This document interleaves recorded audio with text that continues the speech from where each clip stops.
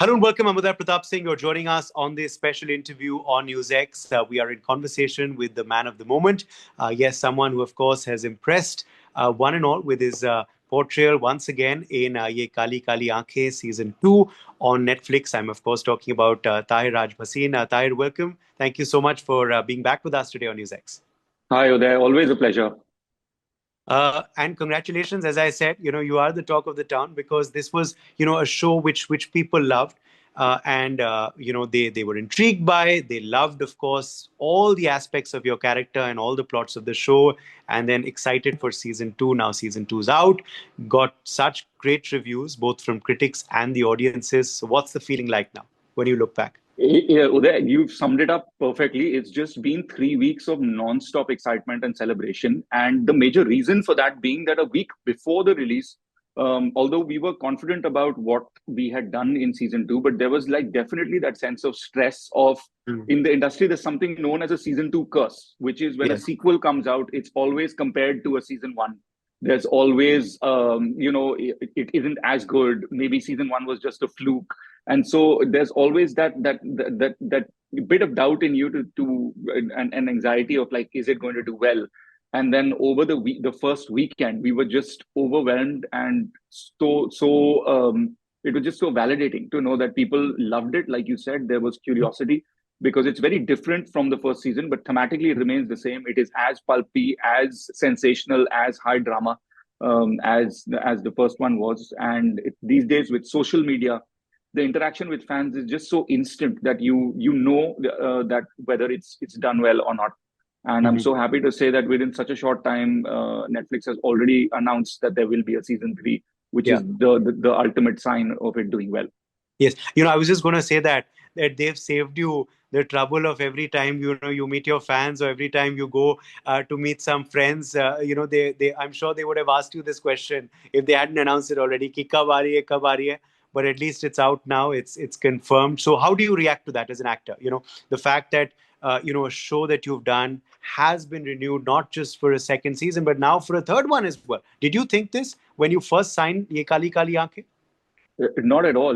When you first sign on, it's such a haze of excitement, and it's a sort of if for people who watch the show will know the show sort of plays out through my character's head, in the sense there's a voiceover of the inner monologue that is driving the show. So it was a bit of a responsibility, and I was just hoping and praying that season one is well received.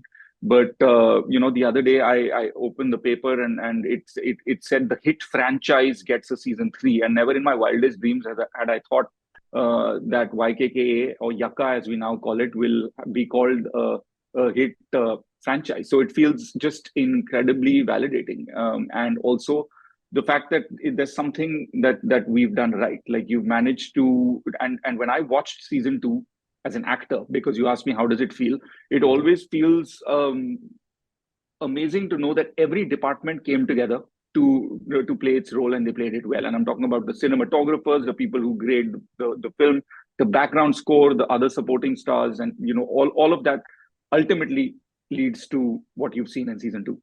Yes, so from Waka Waka, it's now Yaka Yaka. As you told us, that's Absolutely, I what. never thought of it that way. Thanks. Yeah, that's the abbreviation, of course, for your hit franchise now, as you're saying it's being called. But do we know a timeline as yet? Can you give us some sort of sneak peek or exclusive on our in our interview? So the third season's coming. Do we know when? Do we know which way the story is Now going? Have you that been given that that feelers? is the that is now the Instagram comment that I have to live with for the next few months, because regardless of what I post, that is going to be the question of, because Netflix has just said coming soon. They Yeah. haven't said when, but what I can tell you is that it's being written at the moment. Okay. And through your channel, what I'd like to also tell people is that all good things take a little bit of time. It's not like Okay. shooting an Instagram reel. Yeah. But what I can promise is that the wait will be worth it for sure. Okay, fantastic. Let's now just go back to season two. Now, for you, of course, Tahir, how was it like reprising this character again, and how difficult is that for an actor? Because this is normally you get done with a project, you're done with that role, and you move on. Now here you have to come back and reprise that role. Although of course it's a new story, it's new characters as well. Gurmeet is introduced this time and whatnot. But for you, how is that? So how do you get back in prep and get back on set with that same body language, that same wavelength that you probably had in the first season? Do you watch the first season again? How do you prep for it?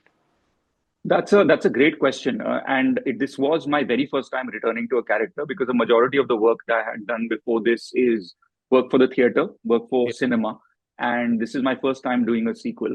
It's also the great thing about an OTT platform is that it lets you revisit a character and you get to spend that much more time in episodes with it. I intentionally did not watch season one because a lot of season two is almost like an interrogation for my character of why did you make these terrible choices that I ended up making in season one. And Mhm. so I thought, just as an exercise, it would be interesting if I legitimately did not know why I made those choices. And so Yeah. that was a very deliberate decision that I discussed with the director. But the Yeah. benefit that we had is that the writer, showrunner, and director is the same person, and so you always have this macro view of someone who's telling Mhm. you if you're going slightly off. But Mhm. what I did do is, like, there is a series of songs that you listen to. There are places that you revisit. Yeah. I also write a lot for the characters, so the Mhm. backstory remains the same. The closest Okay. analogy that I can give for non-actors is it's like an architect recreating a building. He doesn't necessarily have to go into the first building he created. He's got the blueprint. So that's what I looked at. Yeah. That's an interesting analogy. Yes, but again, how was it like? Being on sets once again. For the second time. Of course, as I said, there's a lot more action this time. How did you feel of the introduction of another male lead as well? Because last time, of course, you had two female leads, but you were the only male lead. This time there was another male lead, which obviously means more action as well, which we've seen, of course. But how was it for you on sets with these new introductions? And new storylines coming in. I think it was a fantastic idea because thematically the show remains the same. What it Mhm. centers around is obsessive love and Yeah. moral ambiguity of how far will you go, and if everything is fair in love and war, then how far is fair and what is your definition. Mhm. And the going saying in show business is when you're making something again, give them the same thing, only different. Mhm. And I think that's what they did. And now I can say this with some ease is that now that they did it successfully because while there were other characters, all of them were etched out very well and had their own space. Mhm. About reuniting with the cast, it was a fantastic feeling because, like I said, it was the first time I did it. And not a lot of people know this, but when we shot season one, it was sort of in between the Delta wave and Omicron. So we shot in the Okay. middle of a lockdown. Everyone was in PPE kits and masks, and there was very little Wow. actual cast and crew interaction. We were operating in a bio bubble. We would do our scenes and then we would go back into vanity vans. But this time there was real interaction, Yeah. and that was great. And hopefully, when we chat next, it can be in person as well. Absolutely. What was the hunch for you? I have to ask you now. Obviously, it's a no-brainer. That you're excited for season three as well as you were for season two. What? Let me just take you back into memory lane. What was that hunch that you had about this character, about this show? Then, what was the convincing point for you to say yes to the project when they first came to you all the way back then? There were three things that definitely convinced me. The first was that it's a big ode to 90s Bollywood. It's got, of course, the title is Yeah. taken from the film Bazigar, but there Yeah. are constant references of don't be Shahrukh. There's a palat palat scene, but also it places it in today's world to say that filminess always doesn't work in the so-called real world, and that was a major draw. The second thing was that the character is he's an ordinary guy in Mhm. extraordinary circumstance. Like he wants to be James Bond, but actually to shoot a gun, he has to go on YouTube and look at a podcaster to say, how do I shoot a gun? And that felt really relatable, that he was what you would describe as an anti-hero. He was a flawed hero. He knew where he wanted to go, but had no idea how to get there. And that's what Mhm. makes him interesting. And the third thing, in our cinema, we've always seen passionate, obsessive love from the male gaze. You always have the guy who has a crush on the girl, and then he serenades her, and then the entire film or series is about that. And here it was a sort of gender reversal where you had these two Mhm. women who were both in love with the guy. So it had this very current theme of it. What happens if, like, the girl really likes you and the guy can't say no? So that Yeah. was interesting. Okay, and obviously, yeah, that's worked. So your hunch was correct. Let's just now expand this conversation a bit. So this also comes at a great time for you. You've completed a decade in the industry. 10 years has flown by. It was 2014 when Mardani released, and now 2014 end when Ye Kali Kali Aankhein season 2 has got you such great reviews. So how does it feel? Has this felt like 10 years firstly? And when you look back, what do you think about your decade-long career? Not at all. I really feel like Mardani 1 released last weekend, and I feel like a real veteran when people say 10 saal ho gaye. Yeah. So I try to shun that tag as much as possible. But like you said, it comes at a very good time because I started off as an antagonist where I was beaten up by Rani Mukherjee and a lot of other girls in that film. And now to be in a sort of romantic crime drama where there is not one but two women romancing me, it seems to be like a life, like good karma that I had earned back like 10 years ago, coming a Yeah. full circle. And also it feels great that YRF there's recently talk about a Mardani 3 happening. So Yeah. even Yeah. though I'm not in the franchise, but the fact Yeah. that the film still continues Yeah. is really special to me. Absolutely. And, also, of course, your choices, now when you look back at these 10 years, would you have done something different? Or do you believe that, your choices have been validated by your career trajectory? Taking on, of course, some negative roles, but impressing through those negative roles, of course, taking on again different characters, doing some very successful work on OTT, be it this one or be it Sultan of Delhi, of course, as well. When you look back, would you have done anything different? Or are you pretty happy with how the trajectory spanned out? Not only am I happy, I'm very proud. Uday. I am Yeah. what you would define as an outsider in this industry. And so, Yeah. the saying is when you have nothing to lose, everything is a win. And that's where I was starting off from. And you're absolutely right. Like I started off with an antagonist and that was clutter breaking. And it really was like you're coming onto the pitch and you have one ball and you have to hit a six. And, Yeah. that's the kind of pressure that it was under to say that this is all I have to prove myself because there's Yeah. no further project lined up. There's nothing, and so everything just rides on this. And to do that as a 25-year-old, when I did, now when I look back at it, like I'm incredibly grateful that I got that Yeah. opportunity. And then on the back of that, I've worked with like Anandita Das, with Nitesh Tiwari, who'd done Mhm. Chichore, with Kabir Khan, Mhm. who's done 83, and then of course OTT has opened up like another world of genres which otherwise would not be available on cinema. And I Yeah. think we're going into a fantastic time because we're reaching a point where an actor can work in both cinema and OTT. So Yeah. it's a great time. अभी आपने cricket analogy दिया कि you had to hit it out of the park for a six, so I'll ask you a cricket related question as well. There's an award that's given often in IPL matches, which is called game changer of the match. At the end of the game, for a player who, of course, changed the course of the game for his or her team. Which do you believe has been a character or project for you, one or two, that changed, your game? I would give it to of course Mardani because there's nothing like a first. That opening debut is Yeah. something special both in cricket and in film. And the Okay. second I would give to Vikrant and Siddharth Sen-Gupta, who is the director of Yeh Kaali Kaali Ankhein, because Yeah. sometimes you just get a script where even in your wildest imagination you did not see yourself playing that, and for Mm. someone to have that faith to say, "Hey, I've seen your work and I know you can do this," is a lot of trust. Okay. And it's a season of re-releases. If you could have one re-release, which one would that be? Maybe next year.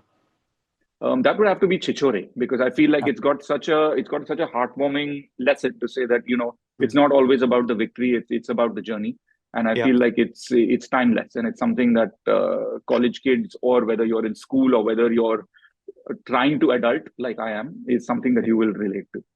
Okay. End of 2024 now. Looking back at the year, how was 2024 for you? How was the year for you? It was incredibly challenging to start with because we were shooting Ye Kali Kali Ankhein between Mhm. Jan and April, and we were shooting in -4 degrees. And when you've given almost the entire year to the project and you don't know how it's going to be, Mm. and towards the end of the year you know that it's done well and a new season has been announced, it just means that I have earned the New Year's Eve celebration now. Okay, great. And what's in store 2025? Can you share with us anything that you're excited for in the new year? I mean, there is a lot of exciting stuff happening both in the OTT and cinema space as well. It's just that it hasn't reached an announcement phase. Okay. But what I can promise is that, as always, it will be very different from anything else that I've done before. Okay, so watch this space for more is what you're clearly saying. Are you a New Year resolutions kind of guy? Do you make New Year resolutions? Do you have any in your mind right now? I do for sure. I mean, one thing that I want to, an actor is always greedy for, hey, I want to do lead parts and I want to tell interesting stories. But what I also want to do is take out more time for travel, take out more time for friends and family, because I feel in this rut of work, we very often tend to ignore the things that are equally important, if not more. Do you get to have a bit of a break, Christmas, New Year's? Any special plans? I do, yes, yes. I look forward to meeting friends in Delhi, most likely, and Okay. my parents as well. Yeah. Okay, so yeah, as you said, you've earned your New Year's Eve clearly. But just talking about what you observed as well this year, Tahir. Since of course we can now call you a bit of a veteran now with having completed a decade in the Right. industry. What do you believe have emerged to be a couple of interesting trends that you've seen this year in films, OTT projects, and generally in the industry? I think the major trend is that story is king. That Mm, you had, in order to get the audience in, and this is true even for OTT, is that mm, today the currency is not money; it is the attention span. And mm, in order to engage an audience, which is regardless of your social or economic class, is exposed to international films and international OTT, because everyone now watches everything from Korean cinema dubbed in Hindi mm, to Japanese films, and so it's your story is king. And the second is clutter breaking. Will things will always work if you show an audience something new and in a different way. And we've seen this whether it's in Pushpa or in Animal. mm. It's something that always engages an audience. So if you keep it fresh and you keep it engaging, it's going to work. Okay. We'll end with a quick fire, some quick questions and quick responses from you. So, firstly, beaches or mountains? Beaches. Okay. Favorite cuisine? It would have to be Italian. Okay. Favorite holiday destination? Most recent, I was in Istanbul. Okay. A superpower you wish you had? Invisibility. Okay. One period of time, if you could time travel, that you would go back in? One period of time to the moment when we won the 1983 World Cup. Okay, to reprise that as you've done it on the Reprise that. big screen Yes. already. Okay, and finally, what's a performance that you saw this year that wowed you and perhaps you wish you would have been in? Wowed me was definitely Lapata Ladies, and there was a film from the South called Maharaja, which I really enjoyed. Okay, fantastic. Thank you so much, Tahir Raj Bhasin, for joining us today on NewsX. And you've signed off 2024 with a bang. So let's hope that this continues for 2025 as well. And Happy New Year to you. Thanks, Uday. Always a pleasure.